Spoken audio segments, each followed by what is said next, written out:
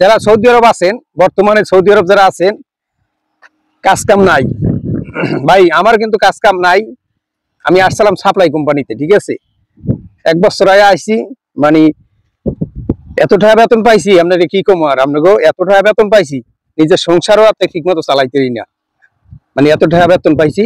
যাই হোক, দুঃখের কথা তো কইয়া লাভ নাই, কারণ প্রবাসের মাটিতে একটু ধৈর্য ধরা লাগবে। ধৈর্য যদি থাকে, ইনশাল্লাহ পরিশ্রম করতে হইব। ওই এসি তলে বইয়া, যে এসি তলে বইয়া কাম করবো, এই চিন্তা ভাবনা করলে প্রবাসের বাড়িতে কিছু করা যাবে না।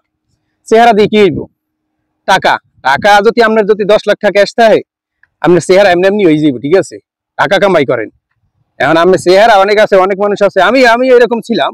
অনেক মানুষের সাথে খালি টেহা বিচায়, ওই চেহারা বিচায়, ওই ফেস ওয়াশ, ওই সেরিগোনাহান ফেস ওয়াশ, এইটা ওইটা ব্যবহার করে। হয়তো আমার কথাগুলো আপনাকে ভালো লাগবে না, ওই সেরিগোনাহান ফেস ওয়াশ এইটা ওইটা ব্যবহার করে, ঠিক আছে।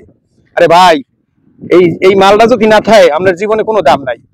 মাল কামান, মাল কামাইয়ে মনে করেন আপনি একটা ব্যবসা বাণিজ্য দেন, বা মাল একটা ইনকামের সোর্স তৈরি করেন, অটোমেটিক আপনার চেহারা অটোমেটিক আই পড়বে, ঠিক আছে। আগে টাকা কামান, ঠিক আছে।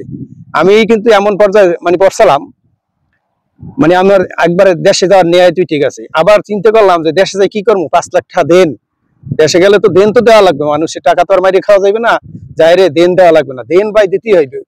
তাই প্রবাসের মাটিতে যারা আছেন, একটু পরিশ্রম করেন আর একটু ধৈর্য ধরেন, ইনশাল্লাহ একটু সফলতা ইনশাল্লাহ পাবেন, ঠিক আছে। আর ভিডিওটা একটু শেয়ার করে দেবেন। আর যারা নতুন ভাবে প্রবাসে আসতে চান, এদের জন্য ভিডিওটা শেয়ার করে দেবেন, একটু চিন্তা ভাবনা করে আসবেন। এই প্রবাসের মাটিতে কিন্তু আপন লোকই ক্ষতি করে। আপন যে লোক, যারা আপন লোক যে প্রবাসে আনে যারা, এরাই ক্ষতি করে। এটা একটু মাথায় ভাব। হয়তো আমার কথাটা খারাপ লাগবে, কিন্তু খারাপ লাগলে ভাই কিছু করার নাই, এটাই বাস্তব।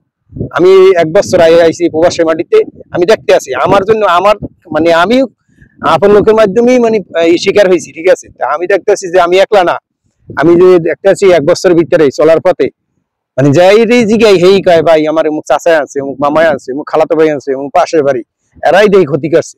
তাই ভিডিওটা ভালো লাগলে শেয়ার করে দেবেন। তাই ভালো থাকেন, আসসালামু আলাইকুম।